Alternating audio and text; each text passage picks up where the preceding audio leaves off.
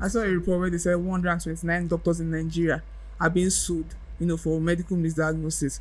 She was diagnosed of cancer. She has gone through therapy. She has even cut off one of her breasts, only for her to go and find out that she actually does not even have cancer. Just imagine. She doesn't even need it. The doctor has to be sued. Yeah, there should be a bridge, where doctors actually listen to patients, and the patients also take their time to listen to the doctors, not just them talking, because if you can fix it, you wouldn't be in the hospital. Welcome to the Timeline Show.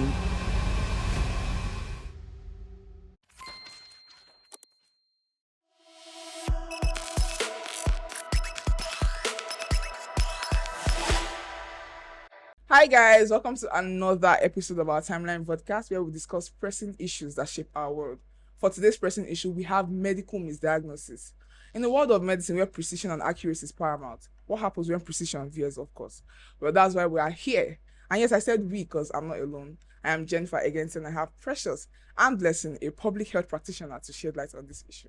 Hi girls, how you doing? I'm fine, Jennifer. Hi, Blessing. Hi Blessing, it's so nice to have you here. Thank you for joining us. So nice to be here. I'm really happy that at least we have someone that is really skilled in this to help us drive this matter. Yeah. So let's get into it. Medical misdiagnosis occurs when a patient is given wrong diagnosis for their issue. Going to the hospital and then you just seek treatment and then you are being given a different diagnosis due to the fact that they don't have enough information or any of that. Exactly. Like, for instance, having cough now, being told that you have tuberculosis, for instance, maybe because of a little oversight, or maybe because of just a little problem that happened, or maybe just like lack of information, like you said. Yeah, medical misdiagnosis happens. It's rare, but it definitely does happen. It occurs, and it's caused by a lot of things. It's probably miscommunication or inadequate communication that can, lead to that. Also, you have like probably lack of training for the healthcare provider. So there are a lot of things that actually cause misdiagnosis, and we're going to dive into it in this conversation. All right, and medical misdiagnosis is a significant concern in public health. Like you said, going to the hospital, to get treatment for you have a cough going and they tell you have something. And now this issue is really prevalent, among people, but then I don't know if it is prevalent among a particular class of people because we have different issues that we say it's linked to this area. Yeah. Okay, no, it's not particular to every body, but I would like to say it's more with the. I think misdiagnosis occurs with cancer patients mostly, not just them, but most times it occurs with them because I've heard a lot of stories where someone has probably pimple and then is diagnosed, say okay, that is acne, is not cancer, and on the other hand it actually is cancer. So things like that actually happen, and it's probably because of probably workload on the healthcare provider, because I heard of a story where a mother rushed her son to the emergency ward. Now you can't go to the emergency ward and say you want to diagnose cancer there. That is wrong, right? So you can't go there and say that is obviously it's happening there is understandable. So she rushed her child because he just noticed a swelling like behind his ears, and then she took him to the emergency ward. Now, in the emergency ward, the doctor is going through a lot because there is pressure, there is population, and then he has to answer to everybody very fast. So that because you are in the emergency ward is a statement or an issue of life and death, right? So prompt response is actually required. And then the doctor actually said it's acne that he has, and then prescribed drugs and then cream for him to use. But then the mother, now knowing that she has history of cancer in her family, she was disturbed. So now the doctor does not know that. He's not aware of the family tree. He's not aware that, okay, previously there's cancer in this lineage, right? So he's not aware of that, and it's the emergency ward. So now he has misdiagnosed the patient, but thank God the mother is communicates well and is also aware of what is going on, and then she seeks for a second opinion. That was when they now actually diagnosed the guy of cancer. So does it mean that there are some times where misdiagnosis can be excused? It's not really excused, but in this particular scenario Yeah. now, it's kind of understandable because of the way it came in. So imagine if there's like an accident of a truck, probably a bus, and then everybody's coming in, and now all the doctors' hands are on deck. They are trying to save life at that time. And then you come in with a boil. Obviously, he's going to give you the next fast. But then I don't think it should be understandable, because this is, a situation whereby this child now, they were able to, find out on time that it's After a probably second cancer. opinion. What happens if the child had died maybe from the treatment? Like, what if the mother did not know? So now in that scenario now I can understand, because what I'm saying, it's understandable, because when you misdiagnose a patient, it's punishable by law, actually. Yeah. Because you either lose your license or you just stop. You lose your source of income. So you are losing something, because medical practices, it's life and death, basically. You are saving lives. You actually signed an oath to save lives, right? So in that instance, now we can say that, okay, he's on the healthcare provider's defense. He can say that it's probably because of pressure and workload that was on him at that time. If probably they had given him more time to do more investigation, or if he had waited, because if you go for MRIs and all of that, it takes time for the results to Come out. come out. If he had done that, he probably would have gotten a different diagnosis. But he just saw boil. I'm like, okay, take antibiotics and It was just in this Yeah, of the so now, moment. that's like exactly part of a doctor's perspective. Yeah. Let's look at yes, what yes, yes. Now, what about the patients? Because sometimes there are cases where, misdiagnosis cases where it's the patient that did not give enough information about it. So that's where we have communication barriers. Okay. So if a patient is not aware of probably a family issue of pre-existing, that condition has actually occurred in the lineage. Yeah. And the person is not aware, because it's not everybody that knows what killed their uncle or their auntie or their grandma. You get. So now with that, if the patient does not have that information, now it is on the doctor's part to do more investigation to get the response and then the information he or she needs. Yeah. But it's not really an excuse. There's no legit or legitimate excuse for misdiagnosis, actually, because it is your duty to actually cater for these people. Although it has been shown that it's just 5 to 20% that it happens, and it actually occurs in like rare cases, and then illnesses that need constant investigation and like back-to-back investigations, because sometimes it's not just blood work that would give you your results. You need to do blood work, you need to do MRI, you need to do brain scan, all of these things, and for the results to come out, it takes time. So doctors now need to like take their time to actually do the work, not just bypassing and then waiting for the patient to give you everything that you need. That's why we need to do investigations to find out this thing. Okay, so this is just a very personal question, right? So I stumbled on an article, and then it was talking about the illnesses that are mostly misdiagnosed, and I was expecting to see something like malaria, because especially in this part of like in this part of the world, we have like malaria a lot, so it's just easy for somebody to say, oh, you have malaria since you have cough, right? But then I'm seeing stuff like lung infection, cancer, like you said. Why is it like serious illnesses that I feel like serious illnesses are they not like things that you can just use to notice and know that, oh, this is cancer, or this is like, why is it like you just know this is cancer?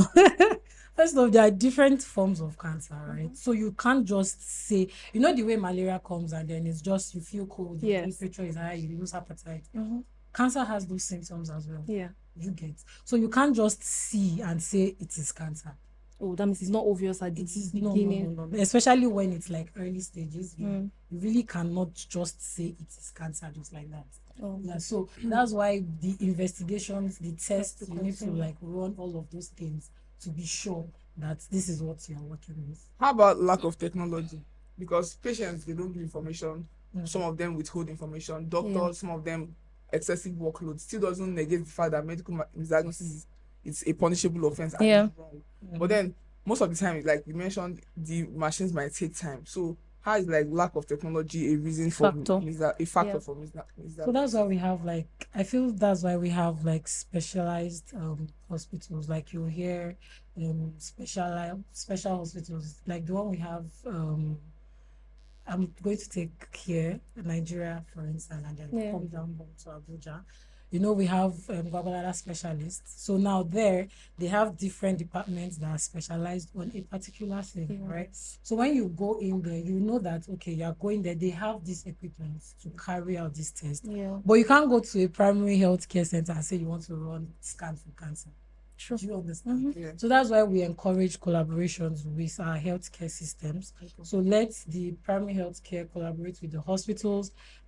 So when they are doing referrals, it is smooth, even for the patients. So you don't have to now go through all of those stress. Because right now, especially in government hospitals, when you go there, you have to buy card, register, do all of those things. Yeah. But once you are referred, they would treat you promptly and know that, okay, this is like an immediate situation that we have to deal with. Okay, so it's already an established fact that medical misdiagnosis is like, in fact, is a crime, because Yes. I mean, there's like a law, backing it. So, like, what other factors? We know that, doctors, you said doctors being overworked and then the patient's not communicating correctly. What other factors can lead to, misdiagnosis? People can, be watchful about it. Exactly. Okay, so aside communication, we have, biases, people beliefs. Mm. Do you understand? Yeah. Also, it still connects to communication, because sometimes some people don't believe that they can have these things because of probably their cultural beliefs and whatnot, but it's still there.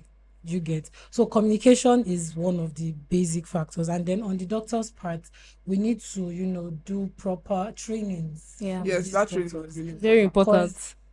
The training that someone in the emergency world gets is not the same training that a gynecologist is going to get, because now that is your specialty, that is where you're focused on.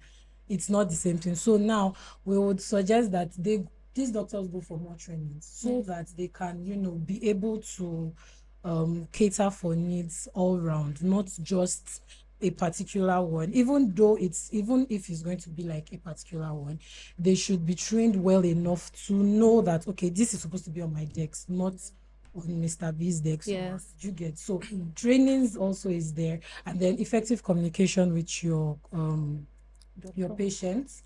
If you need to speak the language they understand, you need to do that as a doctor. If you go to hospitals in the children world, you see the doctors and the nurses, they come down to the children level to play with them. Do you want bobo? Do you want biscuit? Do you get? Yeah. So you need to come down to your patient's level to understand, communicate exactly and then understand. So you were talking about, doctors being trained, and then, but we know that let's dive, like, let's just, divert a little. We know that Japa has, this brain drain effect in Nigeria, most especially. So do you feel like brain drain has an effect, like there's a link between the brain drain and misdiagnosis, especially in Nigeria here? It's just the way the structure of things are here. You get, because that's what people basically work with. In Nigeria here, first of all, doctors don't feel like they are appreciated well or they are paid well enough. And then they go abroad and then they hear that in Canada like this, your 1 month salary is what you earn here in a year. Yeah. You get. So that's now they want to just leave.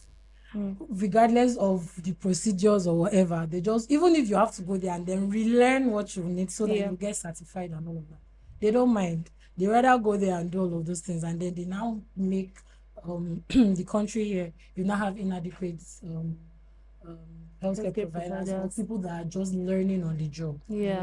So when you finish from school, if you go to a university to study medicine, you have to go and practice for 1 year in an actual hospital. So you have to go there for your workmanship, where you now get the practical lessons of what you've learned. Okay. So in that period now, you are learning practical things like what you need to do, how you do. It's not just in the books anymore. So now that will now give the with that experience, you now hear that you're not going to be paid after spending 7 years. So imagine the whole stress that the doctor even is going through. So yeah.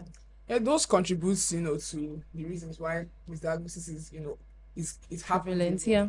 And I would just say that just in as much as our healthcare system is, bad, it still doesn't negate the fact that you have an oath, to people to save lives. Yes, So you should do what's what doing is what doing well. So absolutely. if you're here, you just Be here. just be here exactly. Exactly. But we're going on a short break, and when we come back, the conversation continues. Stay with us.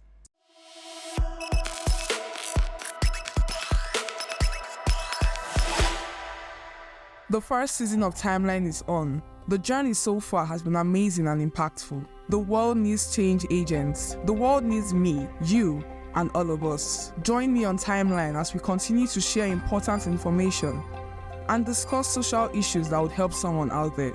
Let's continue to advocate for critical changes on issues affecting our world today. And together, amplify messages that provide answers to burning questions. Our journey continues as we create awareness and promote shifts in health matters and other social issues that will alleviate personal and communal struggles, guided by international laws and best practices. Join me on Timeline exactly 7 p.m. every Friday on Youth Network's YouTube channel. Subscribe, like, and turn on the notification button. You can become an agent of positive change by dropping your comments in any of our episodes as a contributor or as a professional. Join the conversation respectfully.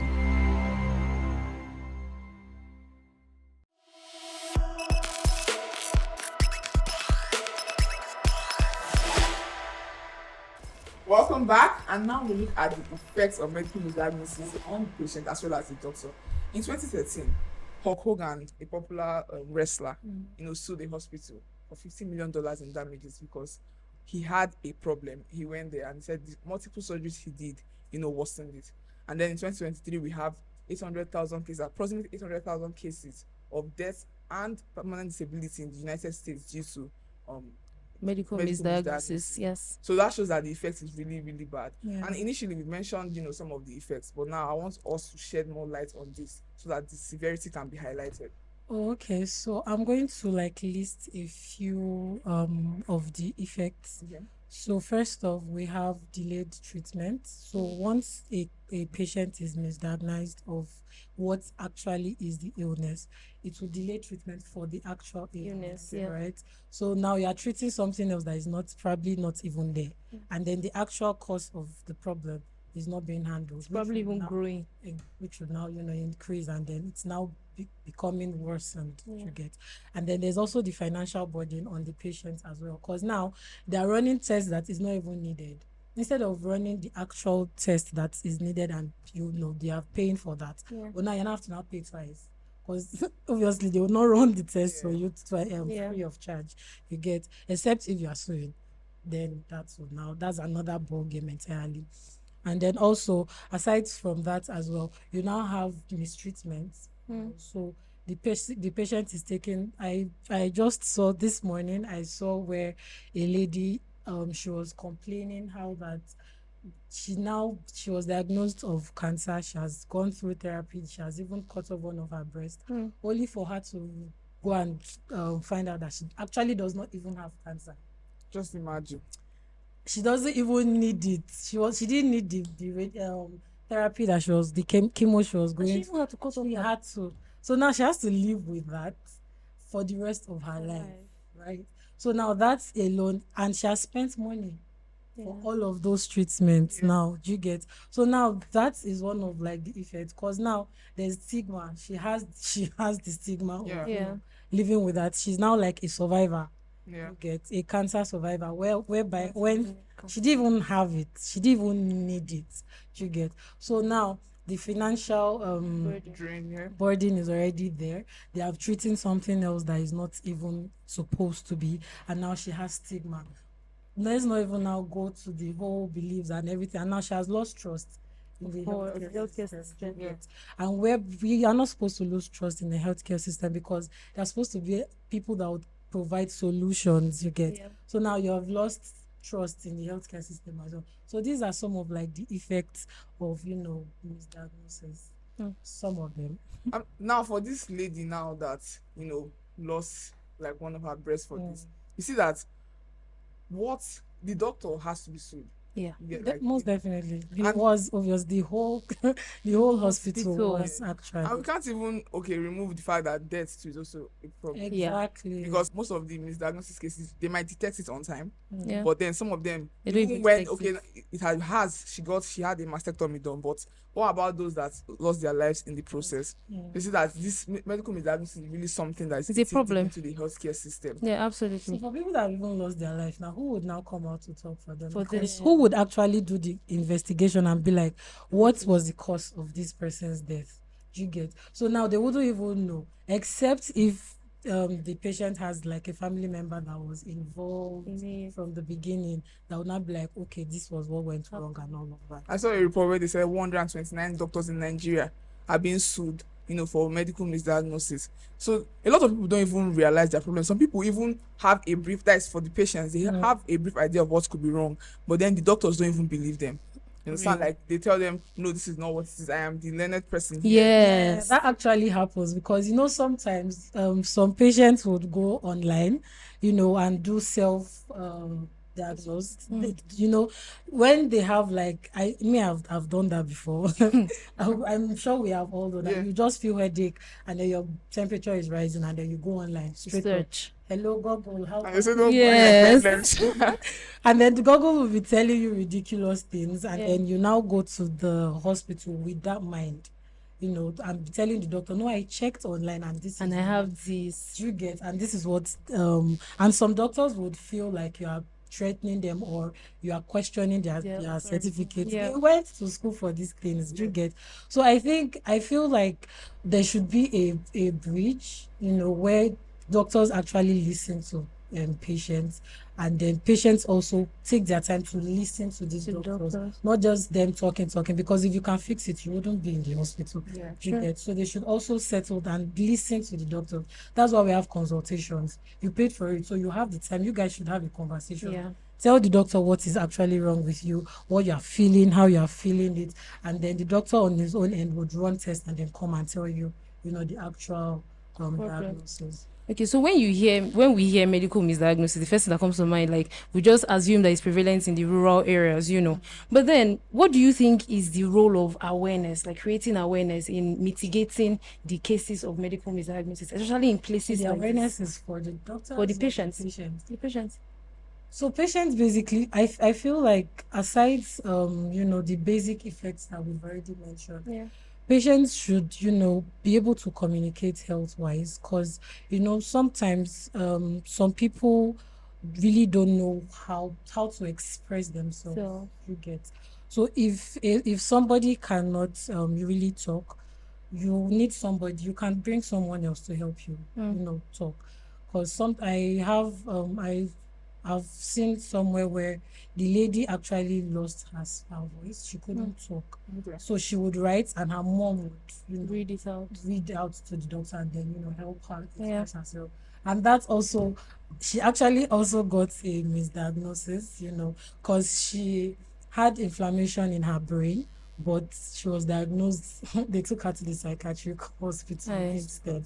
She get so, but after a lot of investigations, they now found out that it was actually the inflammation in her brain that caused her to lose her voice and all of that. Because with that, she already had started losing her basic lifestyle, the way she was social and everything. She was already losing all of that part Yeah. of her, and then they were like, okay, maybe she has schizophrenia. So they took her to the psychiatrist, but not knowing that it was actually inflammation of the brain. But in the hospital also, while she was there, they were treating her and they were carrying out more investigations. Yeah. That was how that was actually correct. It's very paramount. There was a time that I had like rashes on my body, and I went to the doctor, and I told him that this is what's going on, and he was like, oh, maybe it's just this, take this injection, and I wanted to get it over and done with, so I was like, okay, and it did not work. I went back, they gave me drugs, it still did not work. So when I read it, they were now telling me I had to do tests. I had to do full blood count and everything, and I was like, why was I not told this? When you Like, just got and they were there. like, because they felt it will work. But I was like, that's not how it is done. You are meant to give proper information. Tell the person. You have to run tests to know Exactly. what. My mom kept asking me like, what they tell you is the reason for it, so you can avoid it. Yeah. I was like, I don't know. They just gave me this drug and everything. So it's very important that the doctors inform the patients about everything that is involved in it. Make them know their options. Yeah. So that misdiagnosis can be Yes. And know what to avoid. Actually, because making them know their options is actually right, because some doctors would want to be on the side of the patient. Maybe they are feeling like, this guy does not have a lot of money Yeah. to carry out the test and all that, but it's not in your place as a healthcare provider to suggest that, to think that and assume that. Yes. It is your place to tell the patient, okay, this is what I think is wrong with you, but you can run this test so we can confirm. Yeah. But if you don't have the money for this test, we can treat this. If it doesn't work, you still have to run the test. You get? So put the options, let it be there. So the patient cannot come back and say, you did just not tell gave me, me. Yes. you just gave me medications without testing, and then now it's not working. So to prevent that, you can just put everything there on the table and say, run all of this. So this is it.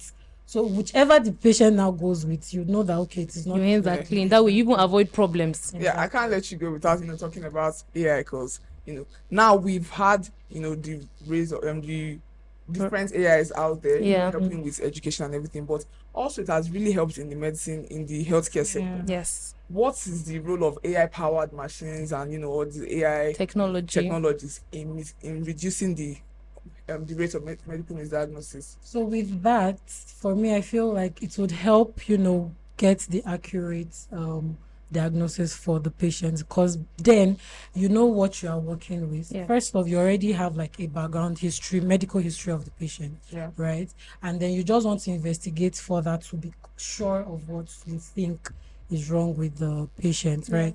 So with that, all of those with technology just makes things easier, because already you have a background history, you know what you're working with. The patient has already communicated with you like, this and this is what I'm feeling, this is how I am feeling. You know what it is. So you just want to go through technology, take the patient to run all of these tests and do all of these investigations, so that they are sure, you as the healthcare provider, you are sure of what you are going to tell the patient and the treatment to carry out. So technology just makes it easier for all of us, actually. Well, before we go, what is your advice to patients that has been medically misdiagnosed in the past or even currently? Right now, what is your advice to them? Okay, first off, be sure that you are actually misdiagnosed of whatever it is, and then go back to the hospital. So there are two ways to it. If you're a peace lover, you can just go back and verify this. Yeah.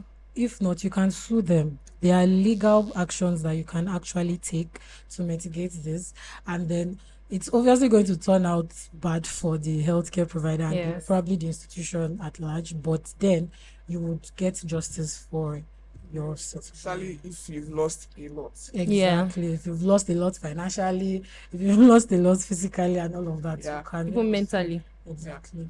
So you guys know that medical misdiagnosis is something that is really, really bad for the patients, even for the doctors, and it requires a collective effort by everybody to keep this at the barest minimum, if possible totally eradicate it from the world at large, because it's a global problem. So we're calling on the governments, we're calling on the patients, the doctors too. Everybody needs to put all hands on deck to reduce this problem, to stop this issue from prevailing in the healthcare sector.